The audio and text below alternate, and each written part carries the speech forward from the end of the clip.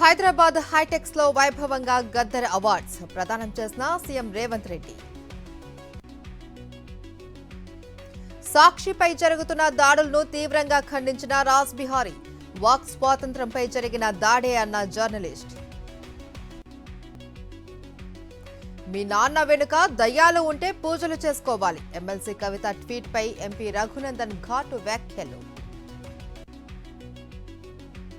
సంగారెడ్డి జిల్లా బీబీపేట గ్రామంలో చిరుతపులి సంచారం. తీవ్ర భయాందోళనలో స్థానికులు.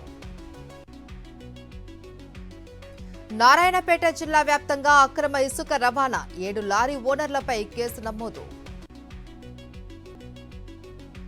విజయవాడలో పెళ్లి పేరుతో మోసం. పోలీసులకు ఫిర్యాదు చేసిన బాధితుడు.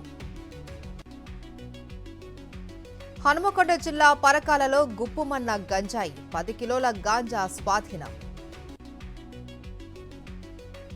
సంగారెడ్డి జిల్లా బీబీపేట గ్రామంలో చిరుతపులి సంచారం. తీవ్ర భయాందోళనలో స్థానికులు. అనంతపురం జిల్లా కళ్యాణదుర్గంలో సేవ్ ఆర్టీటీ పేరుతో పాదయాత్ర. తలారి రంగయ్యకు ఘన స్వాగతం పలికిన ప్రజలు. మంచిర్యాల జిల్లా చెన్నూరులో మంత్రి వివేక్ వెంకటస్వామి మంత్రి హోదాలో తొలిసారి పర్యటన. వరంగల్ జిల్లా నల్లబెల్లిలో చైన్ స్నాచింగ్ కలకలం. ముఠాను అరెస్టు చేసిన పోలీసులు. హన్మకొండలో భద్రకాళి చెరువు పనులు పరిశీలించిన వినయ్ భాస్కర్.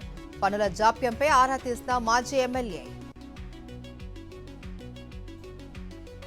నెల్లూరులో దారుణం. భార్యను హత్య చేసిన భర్త. కూటమి ప్రభుత్వంపై నిప్పులు చెరిగిన వైఎస్ఆర్సీపీ సమన్వయకర్త రామాంజలరెడ్డి. ఇచ్చిన ఏ ఒక్క హామీ సరిగ్గా నెరవేర్చలేదు అని విమర్శలు. బాపట్ల జిల్లా పోలూరులో పొగాకు రైతుల ఆందోళన. ప్రభుత్వం వెంటనే పంటను కొనుగోలు చేయాలి అని డిమాండ్.